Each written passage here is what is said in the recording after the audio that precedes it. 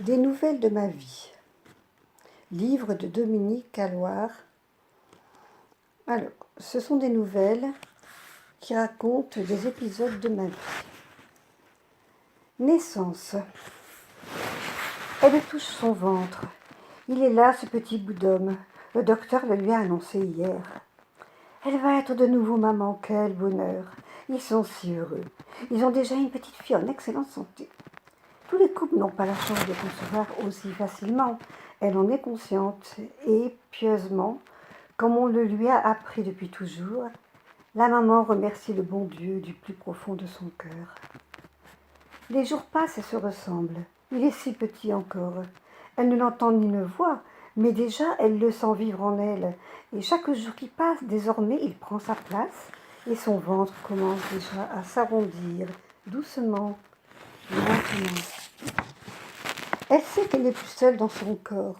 Ce petit locataire qui se nourrit et s'abreuve d'elle la rend doublement responsable.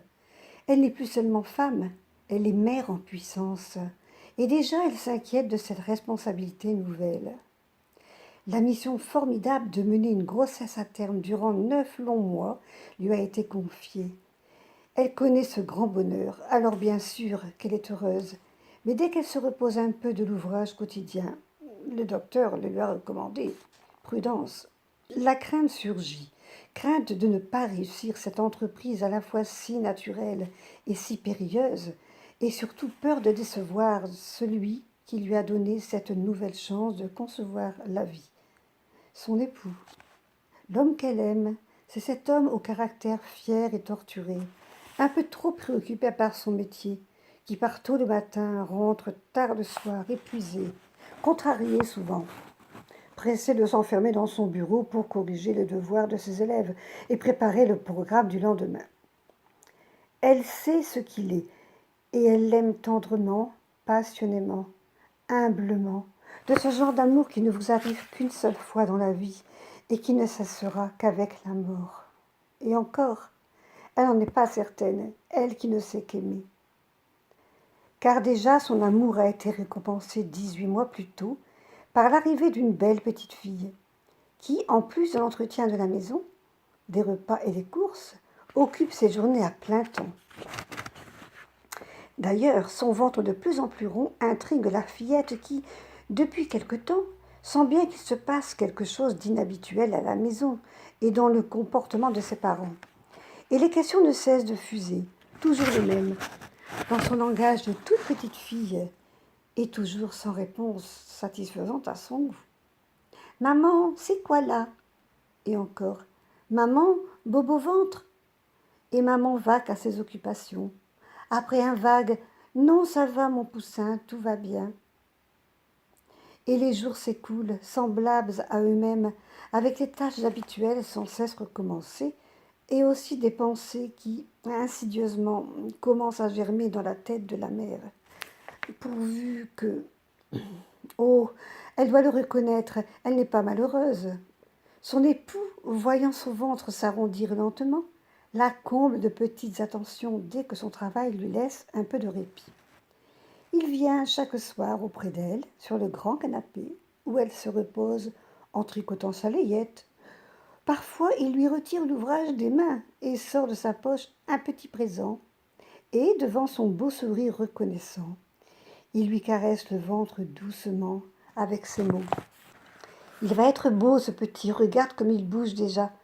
Bien sûr, c'est certain, il aura du caractère, comme son père. » Alors elle lui sourit davantage encore et elle pense, pourvu que... C'est un homme assez taciturne qui parle peu son mari. Mais depuis la seconde grossesse confirmée de sa femme, il a retrouvé un entrain et une gentillesse qu'elle ne lui connaissait depuis bien longtemps. Non, il n'a pas changé son cher époux, mais il travaille trop, il est bien fatigué, il a tant de charges avec sa direction d'école, les réunions de maîtres et de parents, sans compter la classe de jeunes ados qu'il doit encore assumer. La plupart sont des fils de fermiers ou de commerçants, et ils mettent un point d'honneur à les mener jusqu'au certificat d'études. Ensuite, ils feront ce qu'ils pourront. Mais quand arrive la fin de la semaine, le mari et le père sont bien présents. et ils vont rendre visite à la famille avec leur petite fille. Bientôt, le ventre, trop lourd de sa tendre charge, obligera la maman à garder le repos à la maison. Elle le sait et elle fera tout pour protéger le chérubin qui ne tardera pas à venir. Ah, pourvu que... Elle y pense encore et encore. Ils ont déjà une fille, il est vrai, alors pourquoi pas? Mais nul ne sait qui décide de ces choses, et Dame Nature n'en fera une fois de plus qu'à sa tête. Tout ce qu'elle veut pour elle-même, c'est que l'enfant soit en bonne santé, peu lui importe le reste. Et pourtant, elle y croit très fort. Oh, ce n'est pas pour elle qu'elle espère. Sa tendresse et son instinct maternel sont en elle quoi qu'il arrive. Elle a été élevée religieusement, éduquée pour faire une bonne ménagère, une bonne mère et une bonne épouse. Et elle prend son rôle très à cœur. Rendre son mari heureux, c'est son credo. Elle lui a offert sa vie entière. Et jusqu'alors, tout s'est bien passé. Sauf peut-être l'accueil assez tiède de leur premier enfant, une fille, l'a d'abord étonnée. Il est vrai qu'il n'a lui-même que des sœurs. Étant arrivé le dernier d'une fratrie de 4, le seul de sexe masculin, ce fut un petit frère bien gâté par son entourage, essentiellement féminin. Et puis, se dit-elle, quoi de plus normal que de vouloir assurer la pérennité d'un nom déjà bien mis en danger? C'est tellement légitime. N'empêche, elle sent bien que la petite, bien souvent, agace son père. Quand il rentre du travail et qu'elle se jette dans ses jambes avec sa maladresse de toute petite fille qui vient accueillir l'homme de la maison, ce père un peu bizarre, il a de plus en plus souvent ce geste de recul qui finit par faire naître les larmes de la petite fille qui, frustrée, se réfugie dans les jupons maternels toujours accueillants. Bien sûr, les papas n'ont pas la patience des mères au foyer, se dit-elle pour se rassurer. Ils travaillent tant. C'est à elle, la mère, de s'occuper d'abord de son enfant, ce qu'elle fait d'ailleurs de son mieux. Pourtant, se dit-elle, un peu plus d'attention envers la fillette serait bienvenue. Elle est si fatiguée, avec ce ventre de plus en plus gros qui la déforme et ralentit ses mouvements. Mais il faut assurer les repas malgré tout, faire le ménage et la vaisselle. C'est son travail, et puis après tout, elle n'est pas malade. Être enceinte, c'est tellement naturel. Et elle connaît déjà. Alors elle prend patience, elle met tout son courage à la tâche. Les jours passent et se suivent tant bien que mal, les semaines, les mois, et puis un jour. À l'intérieur de son doux cocon de chair maternelle, l'espace se fait rare. Alors l'enfant se retourne, présente sa petite tête face au col de la mère et... « Chérie, la poche Jésus a cédé, il faut vite appeler le médecin de famille. » Et l'enfant, gêné par l'utérus qui maintenant se resserre régulièrement et de plus en plus autour de lui et s'acharne à rétrécir son espace vital, commence à pousser. Il veut sortir de là. Il le faut, même s'il ne connaît pas ce monde nouveau qui l'attend. Il n'y a pas d'autre issue. « Chérie, les contractions s'amplifient, j'ai mal. Appelle le médecin, vite. » Oh, il était si doux de rester là, bien au chaud, mais que se passe-t-il donc? Je suis malmenée, comprimée sans répit par ce doux nid devenu soudain un carcan cruel, et me voilà forcée de chercher une issue. J'étouffe. Il faut que j'échappe à ces compressions, il faut trouver une solution. Le corps de maman ne veut plus de moi. En plus, ce cordon qui me nourrissait devient menace. Il s'enroule méchamment autour de mon cou. Vite, vite, trouver une porte de sortie. Impérativement. C'est une question de survie. Ça y est, je vois une lumière. Mais ce n'est pas moi qui crie, c'est ma mère. Il faut faire cesser cela. Je viens, maman, je viens, j'arrive. Aïe! Ma tête est soudain saisie sans aucun ménagement par une poigne solide. Je glisse vers je ne sais quel monde inconnu. J'ai peur. En plus, la lumière est terriblement aveuglante. Vite, je ferme les yeux très fort. Tout cela est vraiment très désagréable. Les mains qui s'emparent de moi me retournent soudain, tête en bas, et de nouveau j'entends un cri.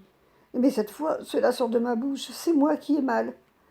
Une drôle de matière impalpable veut s'immiscer dans mes narines. Elle cherche le chemin de mes poumons. J'hésite. C'est douloureux.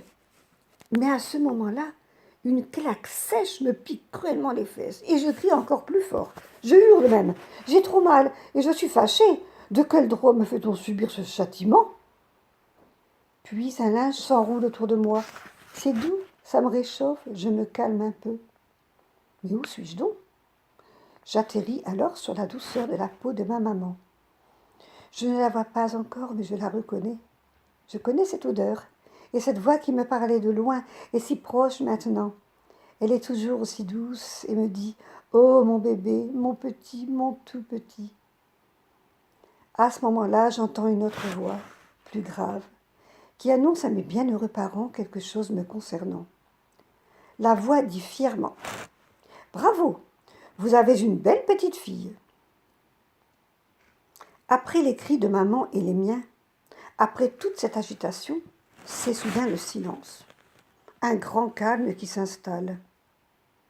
Mais moi, tout petit bout de vie tout neuf, éjecté dans ce monde étrange d'ombres géantes et de lumière violente, je me vois bien forcé de rompre cette accalmie, car j'ai faim, j'ai très faim. Alors je donne de la voix pour le leur signifier. En réponse, deux mains douces me saisissent et approchent ma petite bouche d'un tendre sein nourricier. C'est celui de ma maman. Je reconnais son odeur familière. Les mains sont aussi les siennes. Alors, heureuse et confiante, je me mets à téter. Sur ma joue, je sens quelque chose de mouillé. C'est doux et triste en même temps. C'est chaud et salé comme le liquide que je buvais en elle. Et je t'aime de plus belle. Rien ne compte plus désormais que ce liquide bienfaisant qui coule en moi. Me nourrir est déjà si fatigant. Tout à mon occupation, j'entends à peine ce qui se passe autour de moi. Une voix grave et tonitruante me déconcentre le temps d'un millième de seconde de mon bien-être. C'est une voix connue pourtant, mais qui semble toute changer. Une voix d'homme. Une porte qui claque, qui me fait sursauter. Mais je me cramponne encore plus à ce sein qui m'abreuve délicieusement, et je ne sens plus que les bras maternels qui me font un berceau merveilleusement protecteur.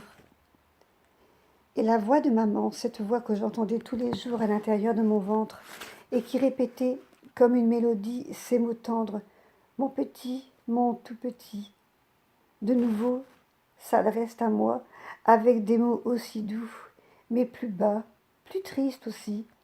Quelque chose de mouillé vient de nouveau de couler sur mon front dégarni, mais je ne sais pas encore que ce sont des larmes, les larmes de ma mère. Et tandis que ma bouche affamée passe d'un sein à l'autre, une main douce se pose sur ma tête encore chauve, et j'entends ces mots. Ma fille, ma toute petite fille, ma si belle petite fille. Je n'entends plus que sa voix un peu tremblée qui me berce, et, enfin repue, je m'endors sur le sein de ma mère en pensant que ce nouveau monde est finalement bien doux, bien agréable, et que la vie, même au dehors, s'annonce bien belle. Fin de la première nouvelle.